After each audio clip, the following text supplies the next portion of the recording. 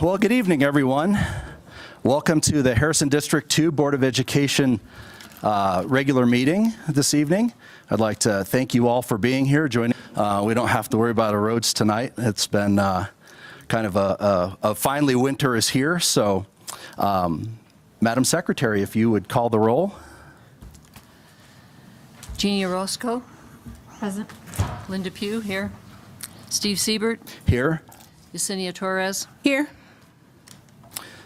Well, that's all of us this evening. For members of the public who would desire to address the board on any topic relating to board work, if you would sign the roster in the back of the room before 6:30, we'd give you 2 minutes to address the board tonight during public comment. So if you would please do that. Item 2, has everyone had a chance to review the agenda tonight? Yes. Yes. Are there any changes? I know that we have a couple motions to add. I think it's just those motions. We have a motion on 3.1 to declare a vacancy, and 3.2, a nomination of a board member. As you've noticed, there are only 4 of us on the dais, so we're down a member. So I would entertain a motion to adopt the agenda. Need to change the wording on the agenda? We need to add a motion to adopt a resolution, and we need to add, Should 3.1 say adopt a resolution of declaration of vacancy? yes. Okay, so that wording should be corrected before. And item 3.2, in addition to the nomination, we should have a motion to approve a nominee. So with those changes, I would entertain a motion to adopt the agenda. So moved? Second. It's been moved and seconded, moved by Mrs. Pugh, seconded by Mrs. Torres. All in favor? Aye. Aye. Motion carries. Well, with the adopted agenda, the very first item, 3.1, we have a declaration of vacancy. According to state statute, the board declares a vacancy. The Harrison School District 2 Board of Education declares a director vacancy created by the resignation of Eileen Gonzalez. Her resignation was accepted at a special board meeting on February 13th, 2018. Moving to item 3.2. Do you need? 3.1. So with that, I would entertain a motion to declare a vacancy. I move to adopt a resolution to declare the vacancy of a position created by the resignation of Eileen Gonzalez. Second. It's been moved and seconded, moved by Mrs. Pugh, seconded by Mrs. Torres. Any discussion? No. No? All in favor? Aye. Aye. All opposed? Motion carries. With that, we move to item 3.2, nomination of a new board member. There's been interest by individuals that we've interviewed. It was actually very refreshing to have a couple of highly qualified members of our community, constituents of the district who showed interest, have been interviewed, and it actually made our decision rather difficult to pick someone, which is good, better than the alternative, not having any interest at all. So with much discussion and interviews, it's with great pleasure that I nominate Joshua D. Hitchcock to fill the vacancy of board director Eileen Gonzalez, and would entertain a motion to approve that by the board. So moved. Second. It's been moved and seconded to nominate Joshua D. Hitchcock. All in favor? Madam Secretary, would you do a roll call vote, please? Yes. Jeannie Orozco? Yes. Linda Pugh? Yes. Steve Siebert? Yes. Yesenia Torres. Yes. It's been moved and seconded and voted. Motion carries.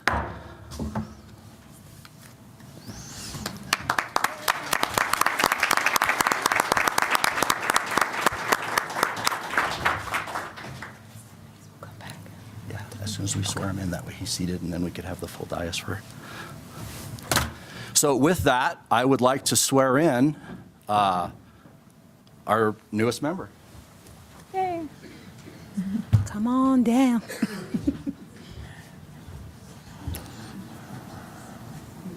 We have a microphone. Thank you.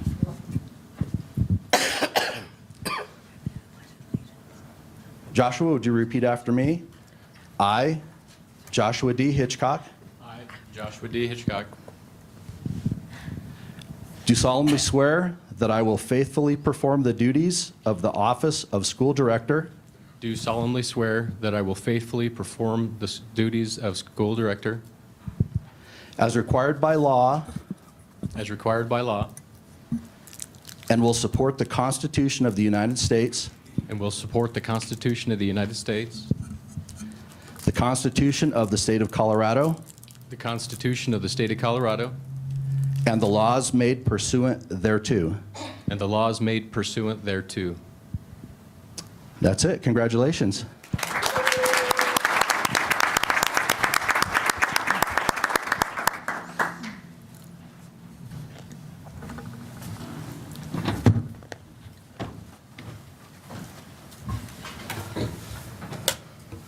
Well, I'd like to take this moment to thank Kelly Pomas, who's probably streaming live. I know that she was not able to be here tonight. She was the other second finalist that we deliberated over between of her and Josh, and I thank her for her time. I wanted to mention her name. She's a very valuable stakeholder in the district and in the community, and she made our job very difficult in choosing a replacement. So thank you, Kelly, very much. With that, now that we have a full dais, I would like to skip back to item 1.2, the Pledge of Allegiance and Mission Statement. We have some students here with us.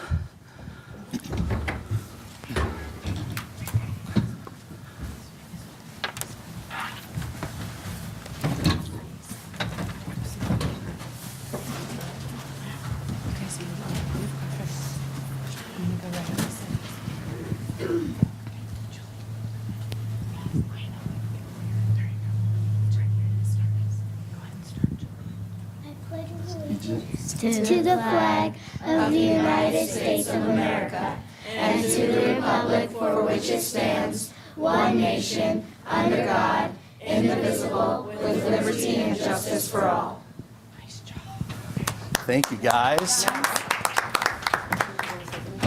Now we'll have the reading of the district mission statement.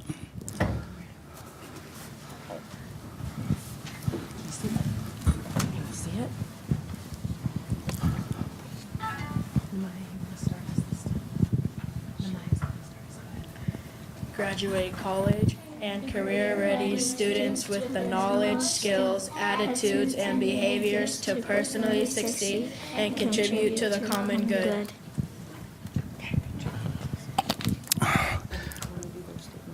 Thank you, guys. And if you'd come up here, we have some certificates for you. If you just grab a mic, you can. Thank you. Kalia Medeiros. Hey, Kalia. And if you'll stay up there by Mrs. Pugh, we'd like to take your photo with her. Right up here so everyone can see you. Andres Gonzalez.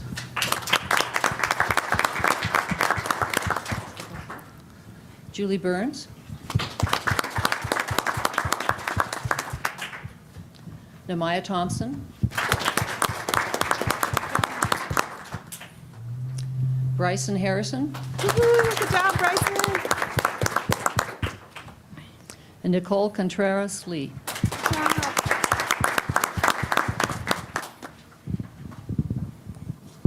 What kind of photo bombing?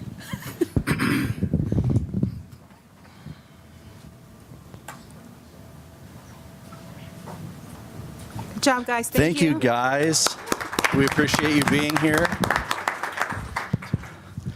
So each of our students would like to give you one reason why they think that Stratton Meadows is the best school in the city.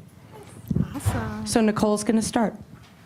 Stratton Meadows is a good school because the students are very friendly and you can make friends with them easily. Julie. Stratton Meadows is the best because the teachers and principals are nice and do their jobs. Kalea. Stratton Meadows is a great place because our principals are amazing. Bryson. Stratton Meadows is awesome because we have great students. Andres. One reason Stratton Meadows is the staff are so nice. Namaya. Stratton Meadows is amazing because of the amazing staff and teachers who help us succeed in times of struggle. Awesome. Thank you. Well, thank you, guys. We are truly a volunteer board. We're all here because our children are very important. You guys are very important to us, and that's why we're here. So thank you very much. We enjoy seeing you.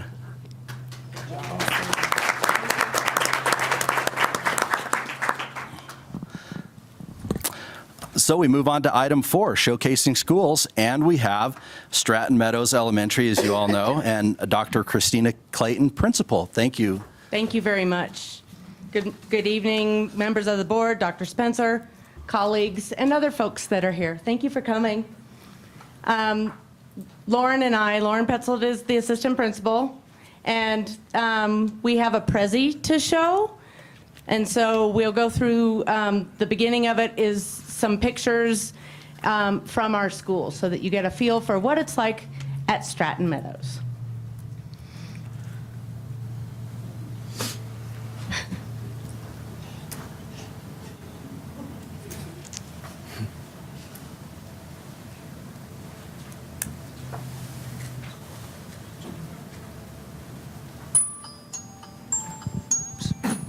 Mine's working.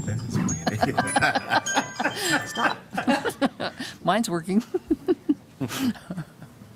I think Mrs. Pugh's presentation started early on her.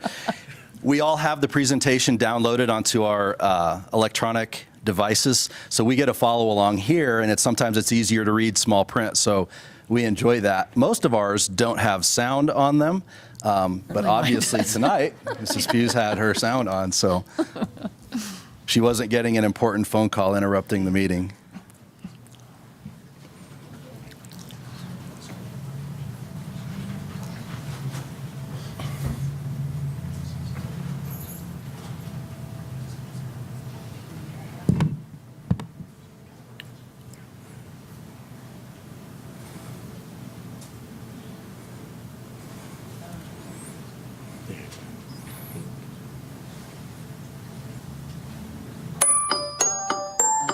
That's it.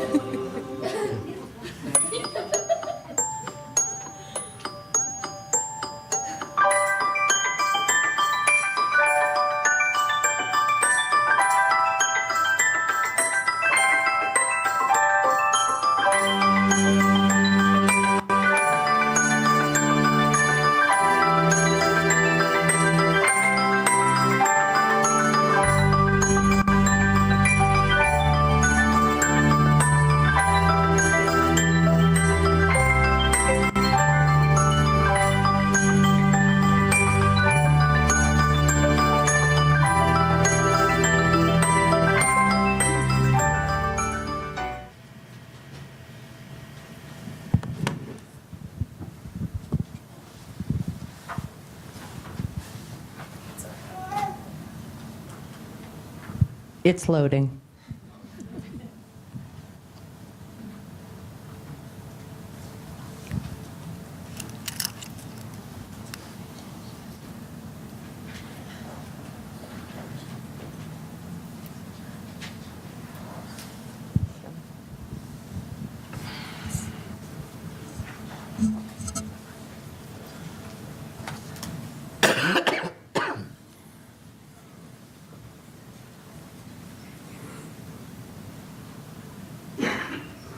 Well, while they're working on that, I do have a note to principals.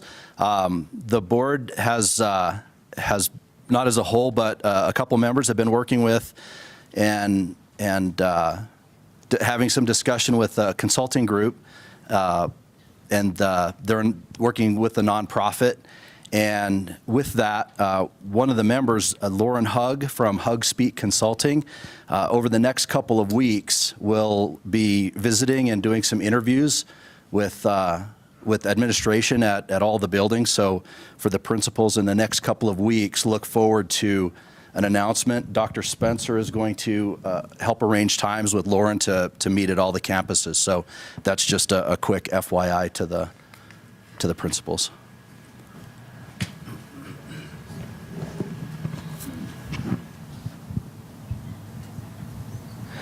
So you can see our mission, our vision, and our value promise for Stratton Meadows Elementary School. And we really feel like our value promise really encompasses everything that we are at Stratton Meadows.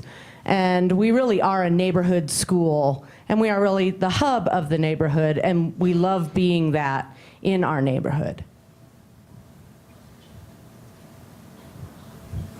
As you see our demographics, and for the last couple of years, our demographic enrollment we're about somewhere between 350, 360. We are pretty steady in how many students come to our school. You see we have more boys than girls, and you can see that our free or reduced rate is at 89.9, so that has gone up since the last time we presented to the board. And our mobility rate is 30%, which means that the kids that we start with at the beginning of the year and the kids that we have at the end of the year are not always the same children, but we still always have about 360, 350 kids. So we have lots of kids coming in and lots of kids going out all the time at our school. So we have grade level teachers. We have 27 licensed grade level teachers. As you can see, we have 2 to 3 general ed teachers per grade level. We have a counselor. We have 2 special ed teachers, 2 interventionists, 2 CLDE teachers who are helping our English language learners, an art music PE teacher, 11 ESP staff, which encompasses our office, our clinic, our kitchen, our library, and the custodians that help keep our building looking sparkling. We are a very young staff, as you see. We have 18% are 7+ years, 0% are 4 to 6 years, and 82% are in their first 3 years of teaching. But we still have 5 distinguished teachers at our building, and we are very, very proud that although we don't have a lot of teachers that have been able to go for that because they've only been here, as you see, for their first 3 years, those that we've had for a long time are amazing. Now we have some data for you. So this is a 3-year trend of met or exceed expectations. The purple ones are 2015, the green ones are 2016, and the blue ones are 2017. There is a gap, as you might see in 2016. There's like a hole. There was a testing anomaly at our school that year, and the following year I became the principal. So we have been making changes and making sure that everything's going the way it's supposed to during our testing windows.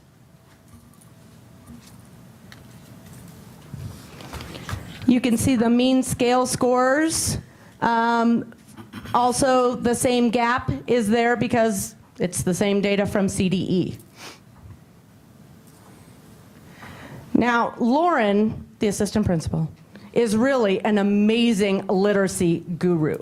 And anybody in the district knows that if it's time to call somebody and get an idea on strategies, an idea to look at data, idea on something with literacy, you call Lauren. So what I'd like is Lauren to explain this data, because this data is telling you about our early literacy grant, which we have K, first, second, and third grade, and these are the measures, and she can explain it better than probably anybody, so. Thank you. So typically with data and trends, what you want to see is an increase. In this case, we want to see a decrease, and it's exactly what we see. We are so proud of what our teachers and our kids are doing. So for our DIBELS test, if you are parents, you already know this. Our kids are given 1 minute to read. We're talking about how many words they're reading, how accurately they're reading those words. SRD indicates a deficit in their reading ability. It is their a significant reading deficiency. And what we have done here, you can tell BOY is beginning of the year. So if you look at our beginning of the year and how many of our kids had that gap in their reading, what we are doing by middle of the year and of course by end of the year is we are trying to close that gap. And that's exactly what we've been able to do. So if you look at kindergarten, you see that we started the school year with 53% of our kids in that significant range. We reduced to 38%, and we will continue that trend, and our projection is to significantly reduce by the end of the year.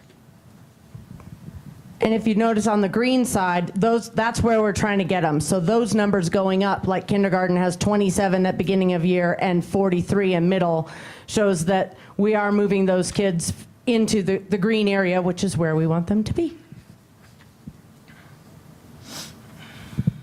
So our growth, we are growing. Students are meeting the expectations for the state for English, language arts, and we are working on math. Math is our area that we looked at our data and said, gosh, we really need to figure out how we're going to do this because we're not doing it the best way. So we have leveled our third, fourth, and fifth grades are now teaching one content instead of all contents. So they're teaching. There's a language arts teacher that teaches all third graders, a language arts teacher that teaches all fourth graders, and one that teaches all fifth graders, and one that does that with math. So that, remember, young teachers, we want them just to focus on one thing so that they can become really proficient at it, so they can help our students be very proficient at it. And so we are working to close that gap, and then of course having Eureka this second year, so the math program that we've been doing for the second year, the teachers feel comfortable with it, they know what's coming, and so we really expect that these areas in yellow will go to green at the end of the next testing cycle. So our data highlights, and I'm not going to read them to you, but I would like to point out that fourth and fifth grades are doing really good things, and we have some of the highest district averages or above average.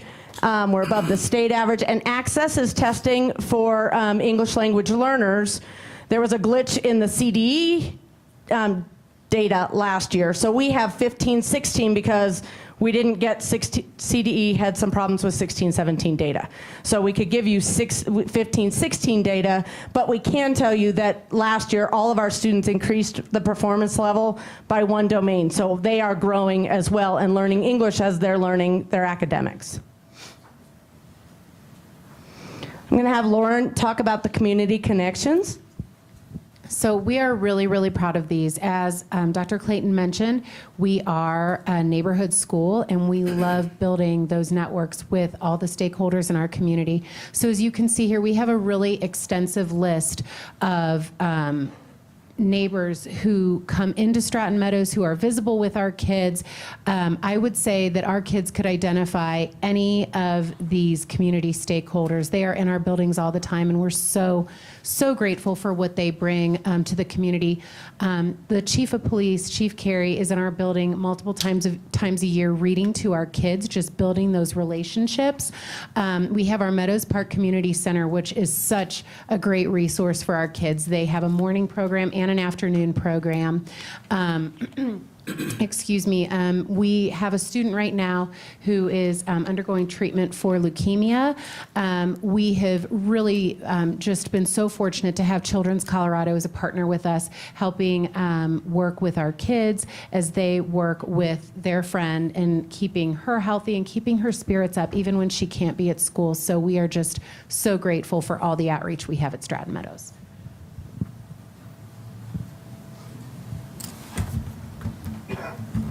And that's all we have for you this evening.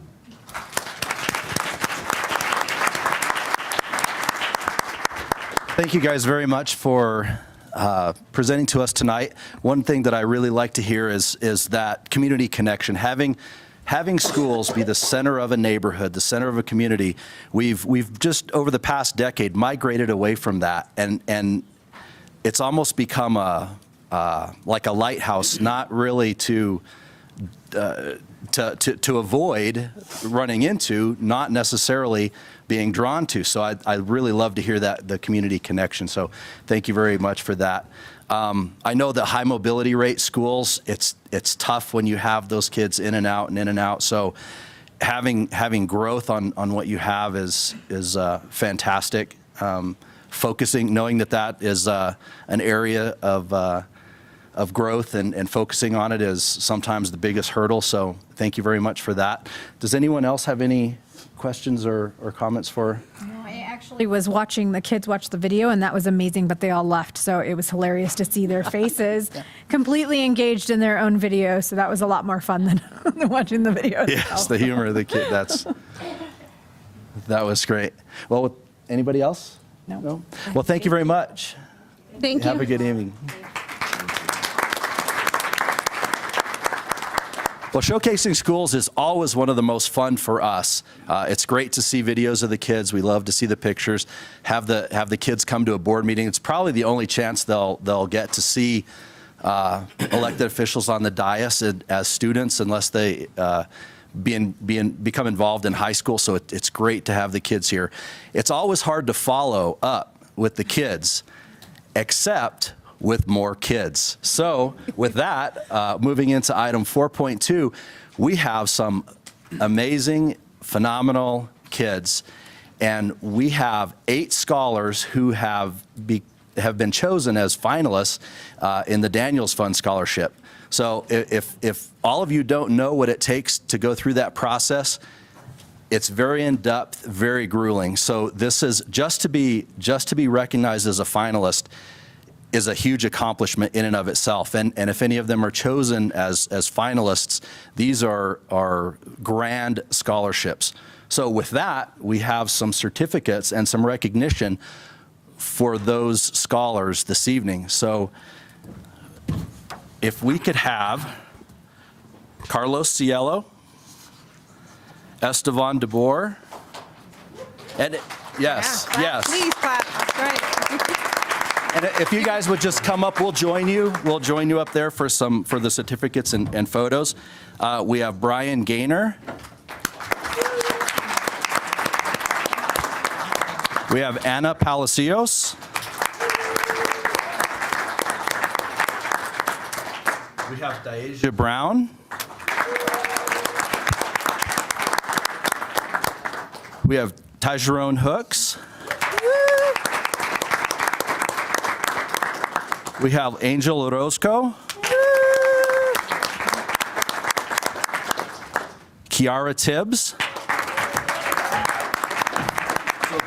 So if you would join me, now that we've taken a photo, we'll get their certificates to them. 4 of these scholars are from Harrison, and 4 are from Sierra, so very, very equally divided.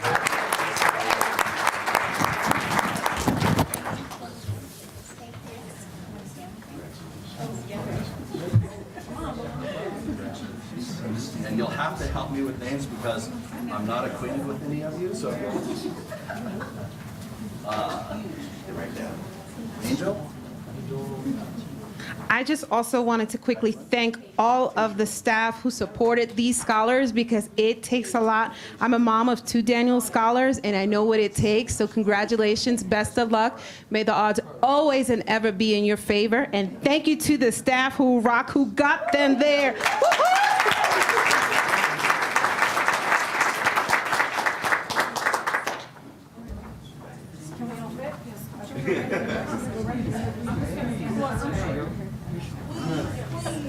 I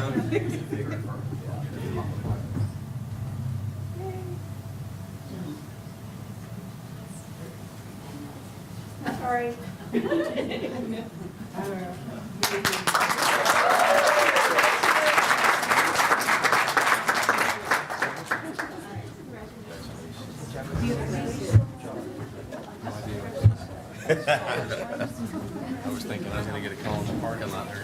Congratulations again to all of you. It's really quite an honor, and I'm very proud of all of you for having such a great showing and commitment that it takes. Moving on to item 5, communicating with the board. We have with us, on very short notice, I would like to add, so I would thank them for stepping in. We had a presenter not able to be here, so with that, we have Deerfield Hills Community Center, Jody Darrington. We have Danny Fignal. Represented by Danny. Oh, okay. Jody's not here this evening. Thank you. Fignal. F-I-N-U-A. A-U. I don't know, I get it backwards. I would help you, but I don't really know either. Rupak has a baby. Can everybody hear me, or would I be better with a microphone? Please use the mic because we record. Yeah, it's the mic's really more for the camera and streaming and the record than it is for us, but, so if you would please, yes. In case you guys didn't know, this is my first time doing this. You're doing great. So my name is Danny Finau, and I am here on behalf of Deerfield Hills Community Center on very short notice. So, and before we begin, our potential Daniels scholar here, I have a little short story to tell you guys. He was in our teen camp, and he was singing Lion King and all sorts of Disney like melodies on his way up the incline. And he was like, I don't want to do this anymore. And he was holding onto my backpack. And I was like trudging up the incline, like so upset about it because he was like, just carry me up there. And I was like, okay, whatever, Angel. And so if you know him, he is like the National Young Marine of the Year. And now he could carry me up the incline. But back then, I was the one that got him up there as he was singing Disney songs to me. So I just wanted to share that story. So very proud. So when you were saying, thank you to all the staff, you're welcome. So I just wanted to share that. I'm very honored to be here today. Harrison District 2 is a huge, huge partnership. The City of Colorado Springs is really big on talking about partnerships, but when we look at what Harrison is, and especially, and I'll get into more details about Terman Elementary and Panorama Middle School, at the core, Harrison is the true definition of what a partnership is to me. And so, but before I delve into that, I just want to tell you guys a little bit about what we do. So for those of you that don't know, Deerfield Hills Community Center is tucked in behind like the Jet Wing neighborhood back there. We are such a tiny little community center. We're roughly the size of like a large Texas house, and that's even with our most recent renovation.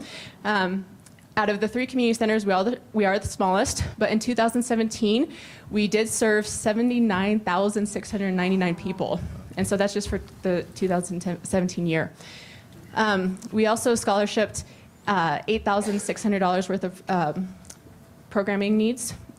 We have 68 programs that were offered, 12 open to the public events, including our awesome Zumbathon and the Park After Dark, which will be returning for 2018.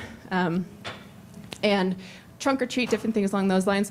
We are very blessed to have 35 incredible community partners, and even more blessed to have 175 volunteers that put in countless amounts of hours.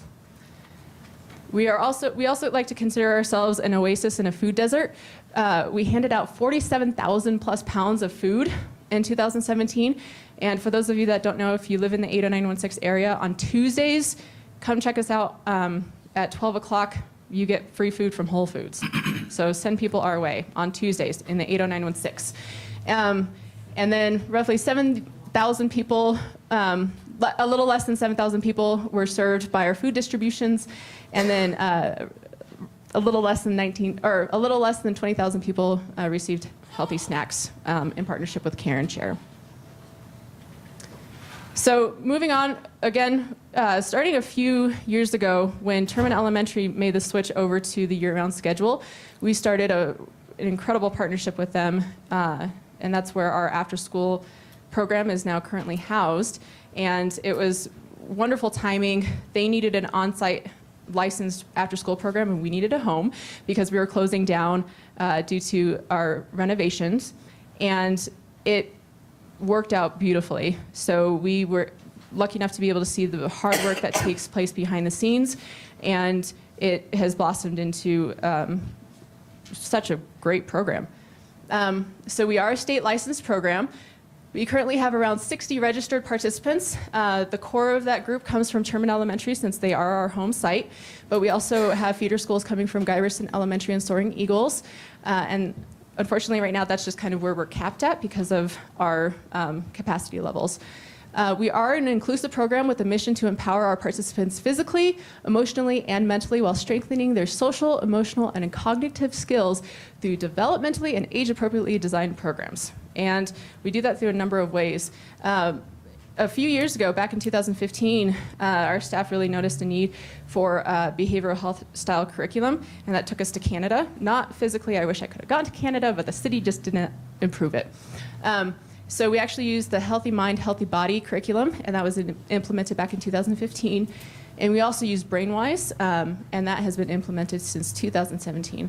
And so those are really focused on developing positive coping skills and a better understanding of feelings and emotions and whatnot. On Mondays, in partnership with CSU 4-H, we run STEAM programming. And again, with Care and Share, we have daily nutritious snacks provided through the partnership. There's so much more that we do. So for example, we do have the Girls on the Run program. We have Bethel School of Nursing that comes in, and they run a variety of things. And then Kids on Bikes, and so through all of our partnerships, it partners through with Terman. And then the Terman staff, they are just beyond incredible. So Wendy and her team do a fantastic job. So we have here's a picture, and it's great because we have students from different schools coming together to work on different things.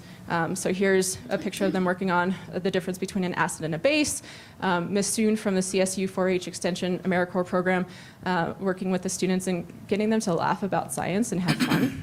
So that's always great. Here, this was a really fun activity. So the top right picture, we have our therapeutic recreation program. We are partnered and we work with the National Inclusion Project, and our therapeutic recreation team is actually nationally recognized by them.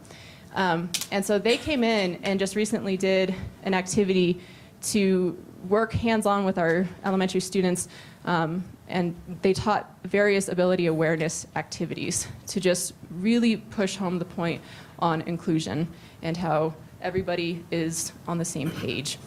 And then the bottom picture is our students were discussing the importance and the values of friendship and what's easy, what's hard about interacting with others. And it's always great to see that our elementary kids, yes, they talk about cartoons and different things, but the deep thoughts and the fears, the emotions that they have, it's so impactful. And so being able to have them open up and share that with our staff, it's beneficial for our staff, but it's so beneficial for the participants as well. So that brings us to our newest program, which this year is the Panorama Middle School. And I'm not going to lie, since Elizabeth is here, I have to just say that we're kind of have like a mini fan club of hers. So, but I didn't share the picture of her in her Santa suit. So that it is hanging up in our office though, but don't worry. So this program was wonderful. It started in partnership with the Youth Violence Prevention Program. And we have 41 registered teens, which is amazing. They do different things, but every day it does start off with some type of mental health component. So that's either journaling, a group discussion, writing questions. And so each day our teens start off with the ability to kind of unwind and get something off their chest. From there, the activities are based out of workshops or something focused heavily by what the teens are interested in or wanting. And so we kind of adapted this from the Sierra High School program, where they are really wanting life skills. So at first they were wanting us to teach them how to drive, and we vetoed that. But we are able to bring in things like cooking, or right now we're working on pallets, so wood pallets, and also bringing in special guests and visitors who can talk to them about things like financial issues and budgeting, because there's the real fear of, I don't want to end up in debt. So middle school students who are afraid of ending up in debt. And so those are things that we want to make sure that we're helping them to prepare for. And we also have the Southeast Teen Advisory Council, so real issues that they want to tackle, and then how to empower them to make change in positive ways. We also have a Kids on Bikes program through our partnership.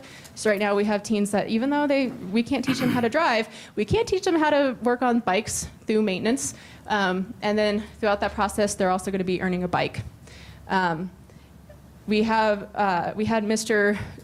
Jerry Cordova from the Water Resource Management come by and drop his knowledge on them, and they were blown away that water is not going to last forever. So they were like, oh, that's what my mom means when she tells me to turn off the water. So I was like, yes, that is what that means. We also, the most recent one was they were cooking, and it was fantastic because they were like, oh, now I can help my mom when she's tired coming home from her second job, and that was awesome to hear. So they're really excited to learn other simple recipes to be able to try out. In addition to our after-school program, this bottom left side picture, we have recently launched a lunchtime brain break session. So that's 45 minutes every Wednesday dedicated to helping our teens build social and emotional skills.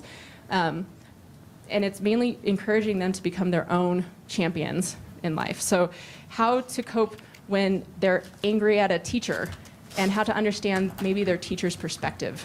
So today we talked about when they're going from 0 to 10 on their anger skill, and then they were the ones that pinpointed, when are you unable to step back? When are you unable to pull yourself back from that anger? And it was incredible for them to be like, oh, I am responsible. Like I do have some level of responsibility in this.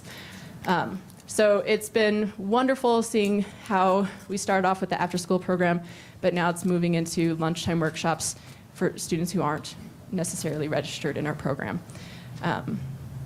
So let's see.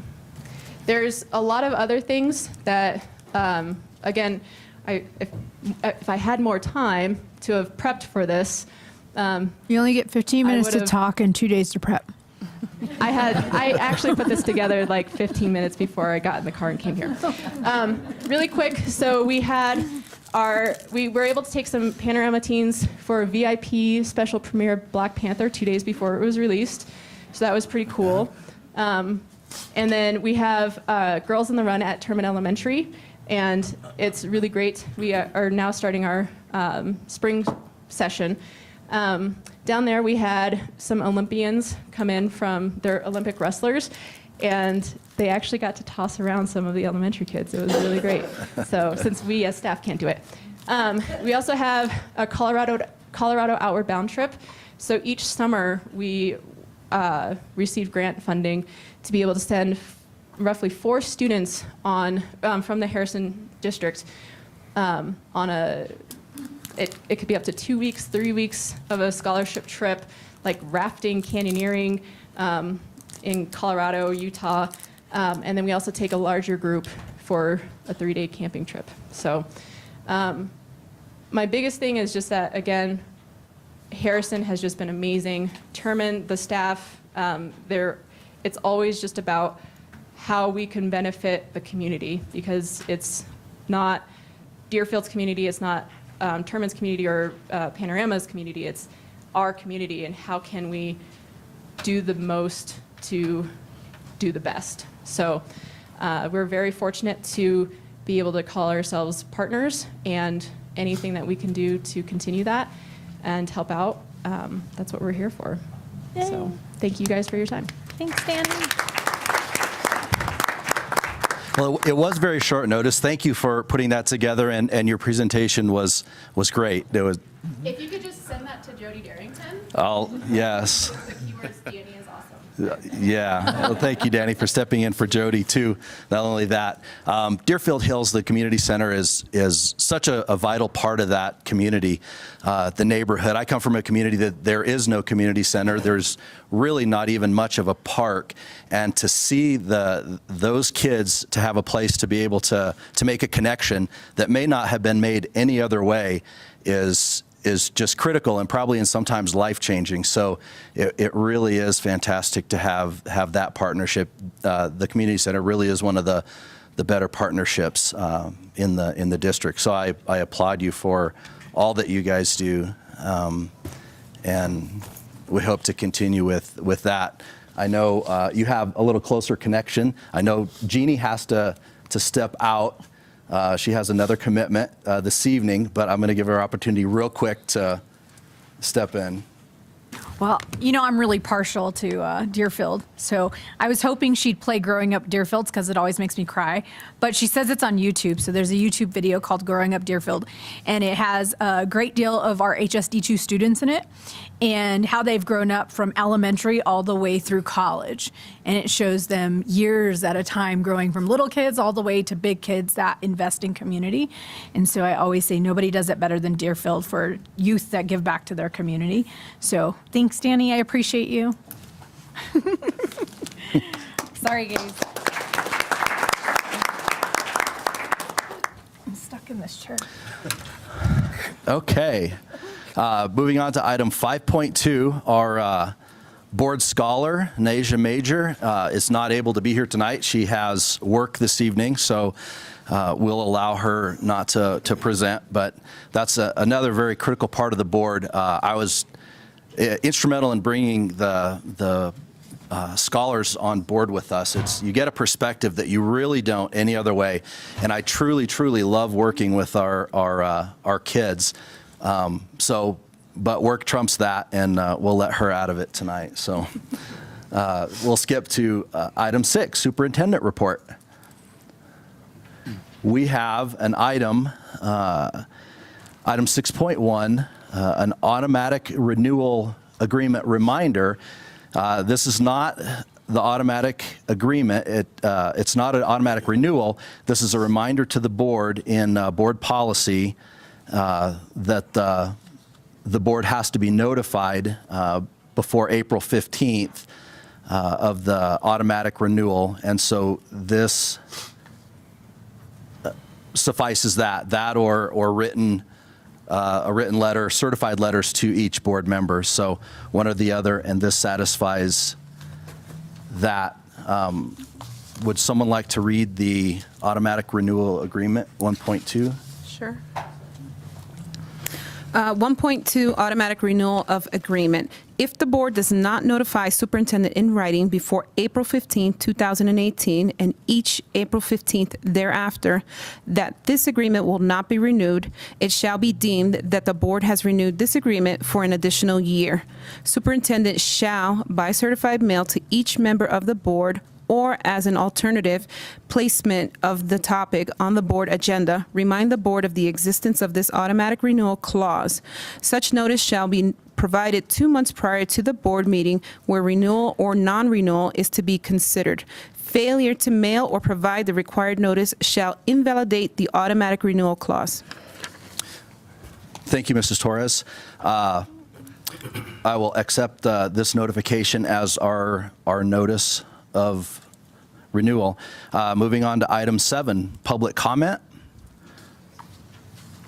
We have the roster, and no member of the public has signed up to address the board this evening. So we'll move to item 8, monitoring board performance. Our first item, 8.1, is the annual work plan. Has everyone, and I guess this will be slightly baited since Josh was not privy to this information prior to about an hour ago. It'll be a little bit of a loaded question, but has everyone else had a chance to review the annual work plan? Yes. I noticed from our last meeting as well, did we need to include the fact that the 17th is the superintendent evaluation? Yes, that would be an item that should, I know that I will follow up with, Norma will be gone until the following Friday, so I'll follow up with her after that. Is anyone, I know Debbie's stepping in for her, she's probably not making board docs changes, is that? No, Norma's gonna make board doc changes from where she is Okay. remotely. So an email to her. Yes. Yes. Have it recognized as board retreat with Aspen Group, so we just want to clarify, is that what? Yes, to add the That's here. the reason for the retreat on there. Well, that's part of the reason, yeah. Because I think we're going to look at our policies as well. Yes, there'll be, that's the Friday, and we should probably add the hours on the Friday, the 16th is policy review.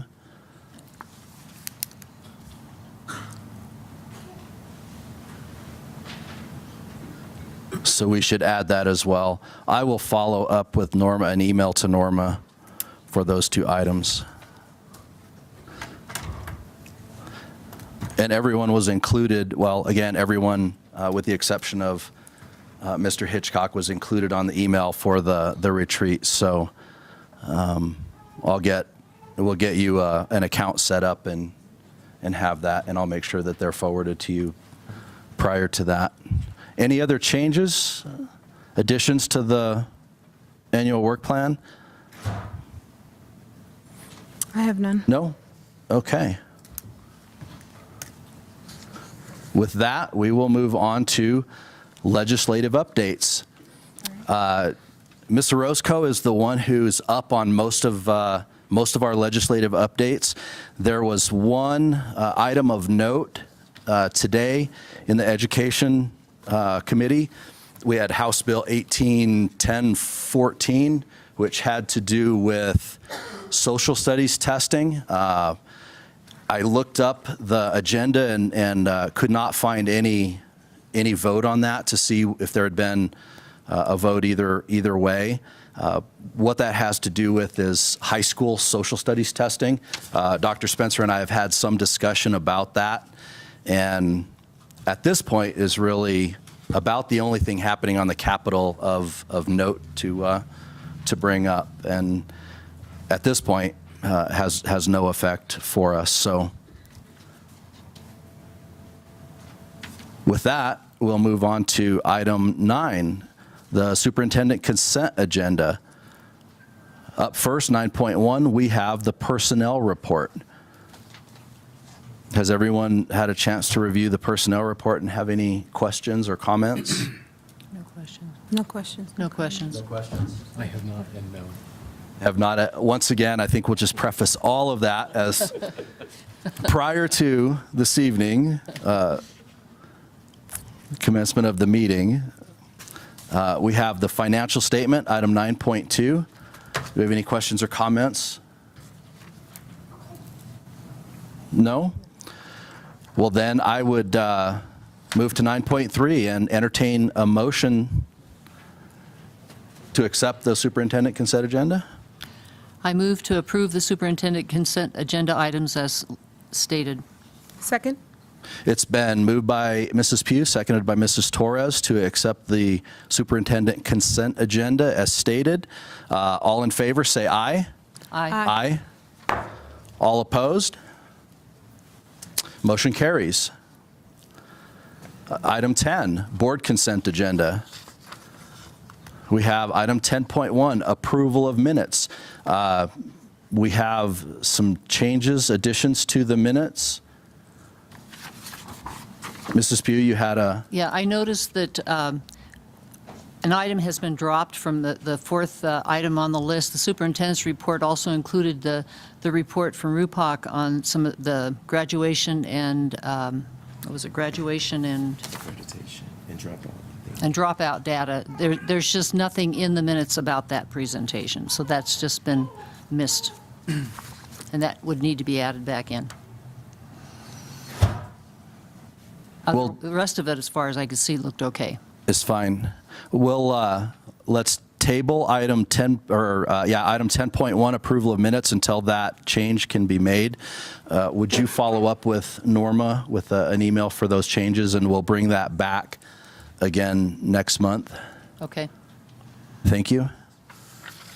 Any other changes to minutes? None.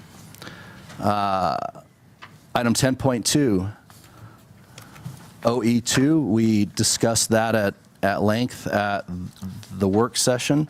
Does anyone have any further comments No? to make? Item 10.3, OE7, monitoring financial administration.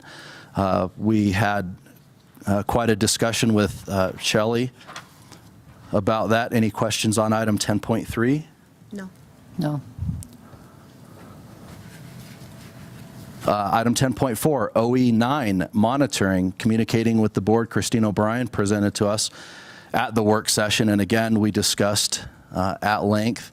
I have nothing to add to that. Do either one of, No. No. no additions? Item 10.5, monitoring instructional programs. Dr. Wendy Burhansel presented.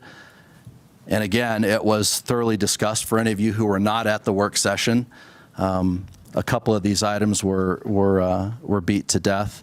And item 10.6, OE8, indicators asset protection.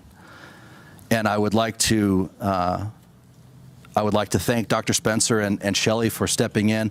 I had made mention to a previous storm as certainly a test of our asset protection. I don't know how many of you were in town January a year ago, but we had quite a windstorm. It focused on our part of town and did considerable damage over a couple of days, certainly to my house and neighborhoods around. And so I thank them for stepping up and adding that to asset protection. I would like to mention that I feel very comfortable about how our staff had handled that and the procedures in place to protect us for those circumstances. So thank you guys for presenting that to us.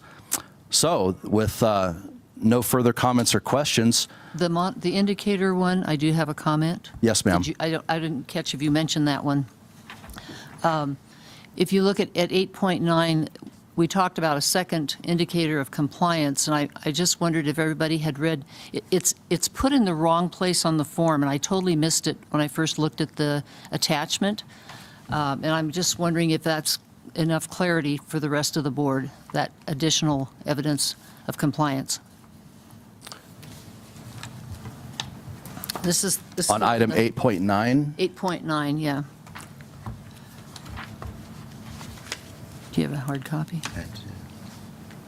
The first indicator, and I'll just read it while you're looking for it. The district is not, it has to do with the superintendent not taking reckless action that damages the district public image or credibility. The first indicator is that the district is not served with litigation regarding careless and reckless acts by the superintendent. The one that's been added and is currently located in the wrong part of the form is the district's public image by the superintendent or a member of the cabinet is not evidenced by any inappropriate comments. And I'm just wondering if you read that and if that's clear enough to you. I'm feeling like I'm not as sure it makes as much sense to me as I'd like it to. Well, and I don't know that in that position that it necessarily reflects the spirit of what was discussed. So with that discussion, let's table OE9, item 10.6, until that revision could be made. I would happen to agree with you about making the change before we accept that. And So maybe at our next work session, be able to have a little discussion around it. Okay.